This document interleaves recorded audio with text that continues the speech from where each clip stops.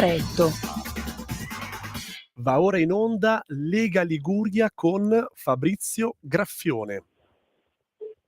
Buongiorno a tutti da Genova e dalla Liguria. Oggi purtroppo maltempo, piove, continua a piovere e per il prossimo fine settimana le previsioni mi sembra che non siano buone purtroppo.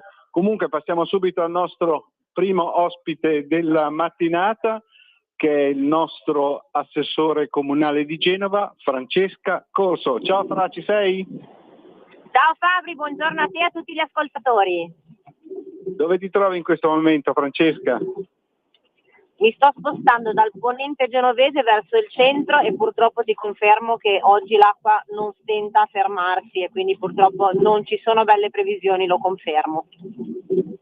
Andiamo avanti, dai. Allora, dunque, c'è una notizia in parte smentita dagli investigatori della Digos genovese su Genova Setti Ponente, tra l'altro proprio dove abiti tu, Francesca, ossia martedì mattina scorso un sindacalista della filiera CGIL ha denunciato al commissariato di Genova Cornigliano di essere stato aggredito e questa aggressione sarebbe stata di stampo fascista, perché ci sarebbe stato anche un saluto romano da parte di due persone che lo avrebbero aggredito. La CGIL ha fatto un comunicato stampa ufficiale, insomma in Consiglio regionale c'è stato anche un ordine del giorno per condannare questo episodio, bagarre in Consiglio regionale per aggiungere al testo del documento anche il discorso dell'aggressione di stampo fascista, mentre tutti i partiti, sia di centrodestra che di centrosinistra, hanno condannato ovviamente la violenza,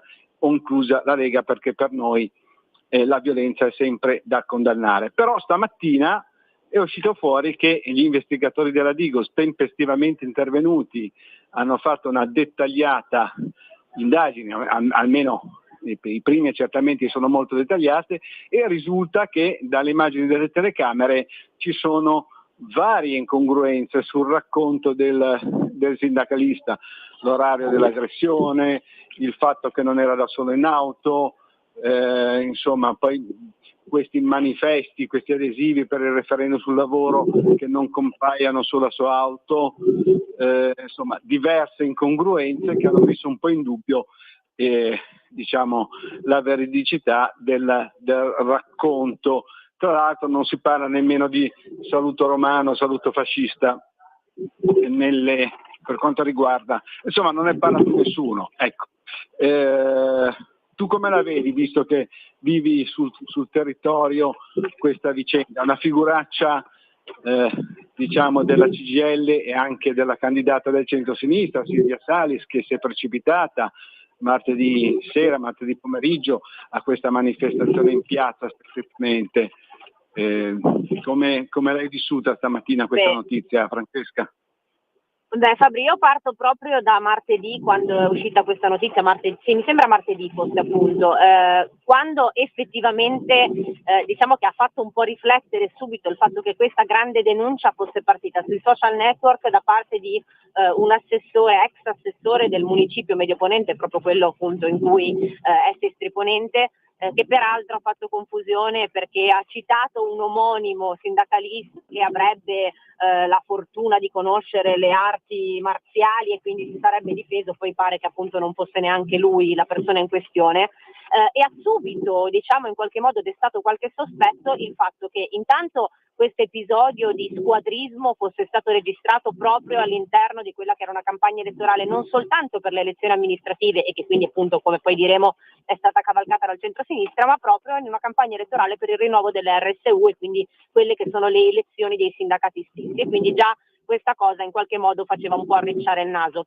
E poi l'altra cosa che ha fatto pensare è che in 3-2-1 pronti via c'è stata un'aggressione ed era già pronta una manifestazione di piazza per il giorno stesso alle 18, manifestazione che ha visto tutte queste bandiere dell'antifascismo e ha visto soprattutto tutta la coalizione di sinistra pronta a schierarsi in piazza e in qualche modo a fare questa bella manifestazione, questa insomma gridare all'unisono questo no al fascismo proprio rimarcando questo gravissimo episodio. Allora, innanzitutto io ti posso dire, da sestrese doc, nata, cresciuta a Sestri e che continuerà a stare a Sestri con orgoglio, che io non ho mai visto nessuno andare in giro con manganelli e olio di ricino, e quindi tutto questo fascismo che continuiamo a ventilare nel 2025 da una parte mi fa sorridere.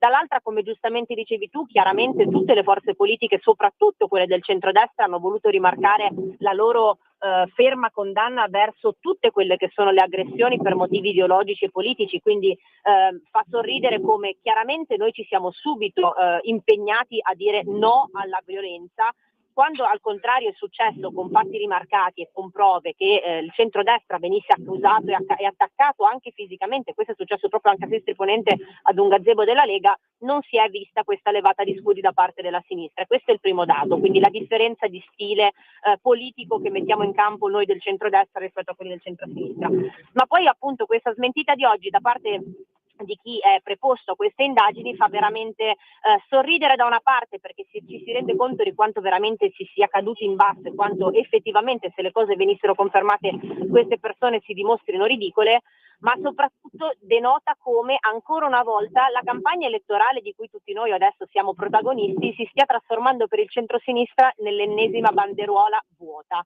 Quindi è gravissimo se effettivamente questo fosse un fatto inventato di sana pianta, che sia stato cavalcato una cosa così importante come quella che riguarda la violenza politica per un fatto meramente di campagna elettorale. È una cosa assolutamente vergognosa che si cavalchi lo spauracchio, diciamo, e che quindi si spaventino i cittadini per fatti inventati per poter attirare a sé consensi. Questo, ripeto, denota che la candidata Salis, che appunto, come dicevi tu, si è precipitata a Sestri Ponente ad agitare le folle, non abbia alcun argomento concreto per questa campagna elettorale, se non quello appunto del fascismo, che è un canto che non sopportiamo più, perché siamo nel 2025, siamo in una città che oltretutto è medaglia d'oro per la Resistenza, una città in cui il fascismo, diciamo, che è stato sconfitto tanti anni fa, in una città in cui stiamo lavorando in maniera veramente serrata su fatti che interessano le persone, e quindi questo appunto denota quanto vuoto ci sia da quella parte politica. E poi torno a ribadire quanto grave sia che anche un sindacato che di fatto fa politica, perché poi non possiamo raccontarcela, la CGIL è schierata,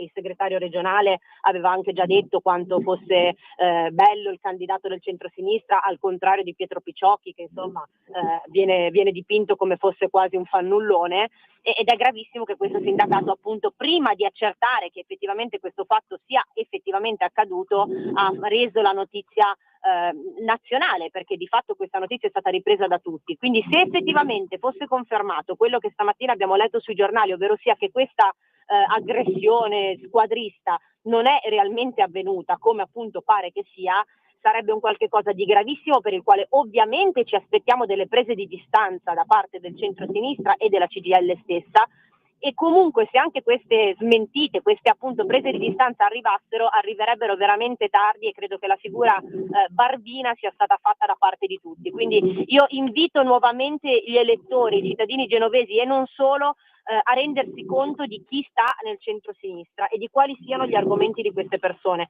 Noi lavoriamo per il bene della città e queste persone invece calunniano e continuano appunto a inventare cose per cercare dei consensi di persone che probabilmente sono nostalgiche di una storia che è finita da tanti decenni. Allora staremo a vedere se effettivamente si tratta di reinvenzione oppure ci sono stato un po' gonfiato questo presunto, a questo punto, episodio. Sulle calunnie ci andrei un attimino calmo, perché dobbiamo ancora attendere l'esito delle indagini. Ricordo che questo episodio sta indagando il PM Federico Manotti della Procura di Genova e gli investigatori della Digos, e quindi staremo un attimo a vedere. Certo che comunque i primi risultati, e lo ribadisco, le indagini sono andati a vedere subito le immagini delle telecamere di videosorveglianza della zona, insomma non risultano congruenti con il racconto fatto dal sindacalista. Staremo a vedere, dai Francesca. Senti, abbiamo ancora un minuto con te. Per quanto riguarda la tua campagna elettorale, visto che ti presenti alle prossime elezioni amministrative qui a Genova, in programma il 25 maggio, come sta andando? Raccontaci un minutino. Sta andando bene perché, come sempre, noi della Lega facciamo una campagna elettorale sul territorio, parlando con le persone, sentendo quelle che realmente sono le preoccupazioni, le richieste, le necessità dei nostri cittadini, e ancora una volta, mi dispiace dirlo, mi sembra che queste stesse richieste non vengano recepite dal centro-sinistra, che continua a fare una battaglia ideologica. Noi stiamo lavorando con fatti concreti. Ancora pochi giorni fa parlavo con dei cittadini sestresi che appunto hanno visto il grande risultato di Monfalcone, che credo sia già stato su questa radio appunto dichiarato e gridato a gran voce, però è importante parlare anche di quello, perché ci sono tanti paralleli proprio con Sestri Ponente e Monfalcone, perché noi abbiamo Fincantieri, quindi tantissimi lavoratori di Fincantieri sono bengalesi, sono anche alcuni fondamentalisti islamici, e questa cosa spaventa molto i cittadini, quindi è importante non prendere sotto gamba questa partita della sicurezza, del rispetto delle donne, dove appunto c'è un cortocircuito da parte della sinistra che ormai sappiamo, e questo tema sicuramente va affrontato. Una città come Monfalcone da parte nostra va presa ad esempio, perché la tutela dei nostri cittadini non può essere messa in secondo piano per questioni ideologiche, quindi questo è uno dei temi che affronteremo sicuramente, perché la nostra civiltà, la nostra cultura non possono essere calpestate da parte di chi non vuole integrarsi nel nostro paese, e questo appunto è un tema che in questa campagna elettorale deve essere centrale, insieme a tutti gli altri, quindi lo sviluppo di una città che sicuramente ha cambiato faccia in 8 anni e continuerà a farlo, perché sono sicura che i cittadini ce lo riconoscano, quindi andare avanti su tutte quelle che sono le infrastrutture che abbiamo iniziato a mettere a terra, senza perdere finanziamenti che diversamente andrebbero persi con un centro-sinistra che è contrario a tutto e che non è d'accordo nemmeno con se stesso, e poi continuare a parlare invece di quello che è l'ordine e l'ordinaria amministrazione, quindi occuparci anche di più di quello che è il verde cittadino, la pulizia, la sicurezza e tanti altri temi che i cittadini sicuramente vogliono che portiamo avanti, come abbiamo fatto, e anche ancora di più. Quindi noi la credibilità la abbiamo, lo abbiamo dimostrato sul campo, e continueremo ad andare avanti per l'interesse dei nostri cittadini.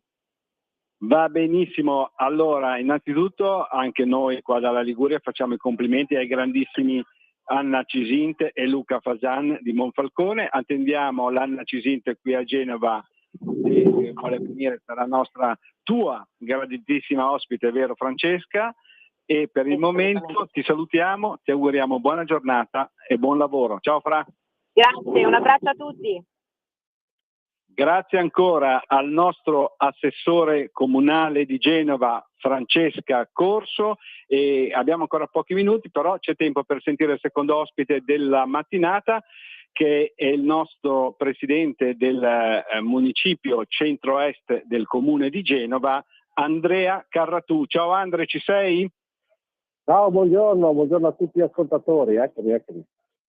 Buongiorno a te Andrea. Allora partiamo subito anche con te con come sta andando la campagna elettorale. Tra l'altro c'è stato un fatto proprio sul tuo territorio, precisamente a Lagaccio, per i nostri radioascoltatori non genovesi, proprio sopra il quartiere, sopra la stazione ferroviaria di Genova Principe, dove c'è stato, diciamo così, un fatto abbastanza curioso, ossia il centrodestra vuole fare la funivia del Lagaccio, adesso poi ci spiegherà i dettagli Andrea, ovviamente, e adesso il centrosinistra, diciamo, ha mobilitato le truppe camellate, ci sono state proteste, eccetera così, però questo progetto è stato finanziato proprio con il Recovery Fund dall'ex ministro Dario Franceschini del PD, addirittura con un comunicato stampa ufficiale del Ministero della Cultura all'epoca,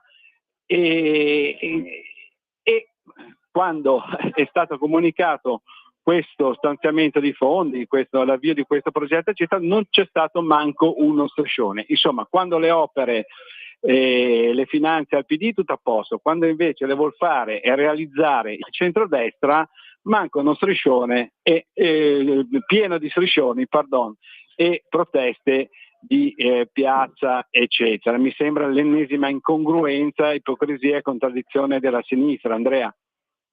Assolutamente.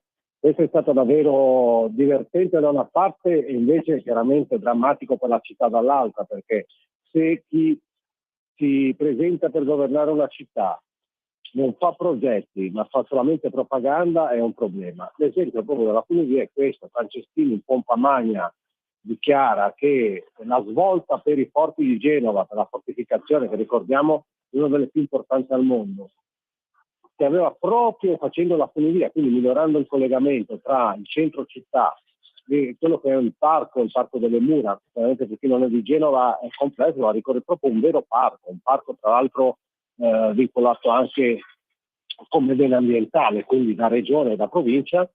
Per raggiungerlo più facilmente Franceschini appunto dichiara questo finanziamento importante proprio per realizzare, lui chiamava cabinovia, in realtà poi nel progetto finale si parlava di funivia e doveva appunto attraversare il quartiere del Lagaccio per poi giungere ai Forti. Bene, cosa succede? Quando ci sono queste dichiarazioni non si muove foglia, nel momento in cui il centrodestra, governando la città, pianifica la realizzazione del progetto, cominciano a uscire i primi striscioni contro la giunta Bucci, che è la giunta appunto del sindaco ancora presidente della regione. Tutte le giustificazioni più strane venivano adottate, dicendo che prima bisognava pensare al quartiere, cosa che la giunta aveva fatto proprio realizzando alcuni progetti che stavano al territorio da circa 30 anni. Quindi con false diciamo, giustificazioni ha cominciato a protestare quotidianamente contro questa funivia. In realtà, ripeto, per il quartiere non è l'argomento numero uno, se non per le solite truppe cammellate. Non voglio neanche generalizzare, perché ci sono persone che si dichiarano centro-sinistra che sono venute a dire che in realtà per loro potrebbe essere davvero il valore aggiunto per un quartiere abbandonato nei decenni precedenti dalla sinistra. Quindi devo dire che non sono tutti d'accordo. Le truppe cammellate sono il solito circo, il solito baraccone che viene messi in piedi in tutte le occasioni, anche in questa occasione qui, insomma, si è messo in movimento. Ripeto, è preoccupante per questo, perché come? Cioè, a livello nazionale, una sinistra che ti dà fondi, a livello locale, cosa fai? Decidi di non utilizzarle, parliamo di 40 milioni di euro, non sono bruscoline, per valorizzare uno dei tuoi punti forti, che potrebbero essere anche turisticamente importanti, perché per tutta la città. Questo è un piccolo esempio per dire che su questa sclerotizzazione della politica davvero il centro-sinistra si sta facendo vedere il peggio, perché ricordo anche sui 4 assi, sulla Skymetro, ci sono argomenti che la città sta affrontando in maniera seria proprio per migliorare quello che è la circolazione, quello che è la vita di tutti i cittadini, per valorizzare i quartieri più periferici, e la sinistra riesce a mettersi di traverso. Probabilmente perché in 50 anni che loro hanno governato questa città l'hanno fatta morire, riducendo alla metà la popolazione, adesso hanno trovato una capacità amministrativa del centrodestra decisa invece a dare la svolta per il futuro, e questi si mettono di traverso. Non è una buona notizia per gli elettori genovesi. E avranno solamente una possibilità di confermare quello che il centrodestra ha fatto in questi 8 anni, ricordando anche tutte le difficoltà che abbiamo avuto dovuto al crollo del Ponte Morandi, dovuto al Covid, agli anni di Covid. Sono state davvero delle grandi cose su Genova, hanno davvero dimostrato che la capacità amministrativa dà un futuro diverso a una città che per qualcuno deve essere gestita con un declino felice, no? Quindi a questo punto dobbiamo davvero chiedere a tutti i nostri concittadini di andare il 25-26 maggio e riconfermare la fiducia al centrodestra che tanto bene ha fatto.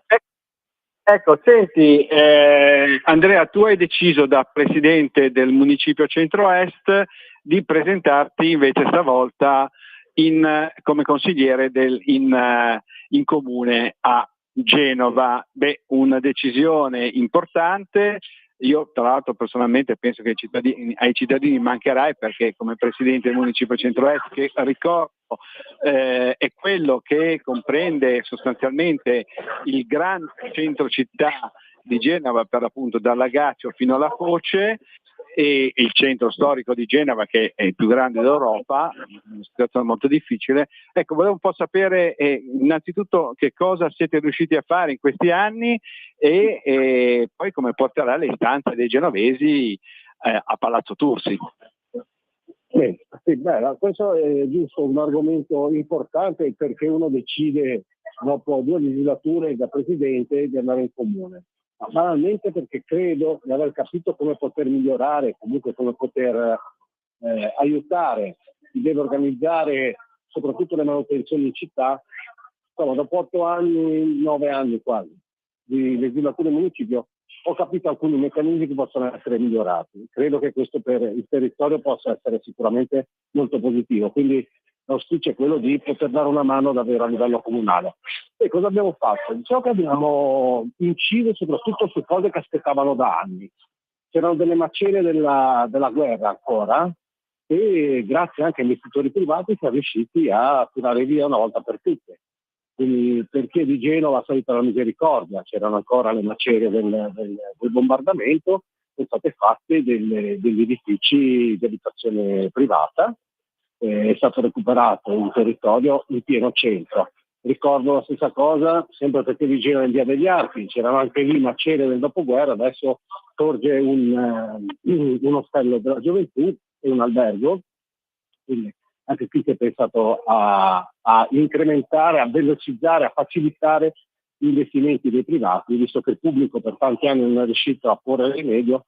Chiaramente chi conosce i bilanci pubblici sa che non può intervenire sempre il pubblico, ma in questo caso davvero una bella unione pubblico-privata ha realizzato cose che aspettavano dal dopoguerra. Penso alle mura della Marina, anche in questo caso c'erano le impalcature ventennali, si è riusciti finalmente a sradicarle, a portarle via rifacendo tutte le mura.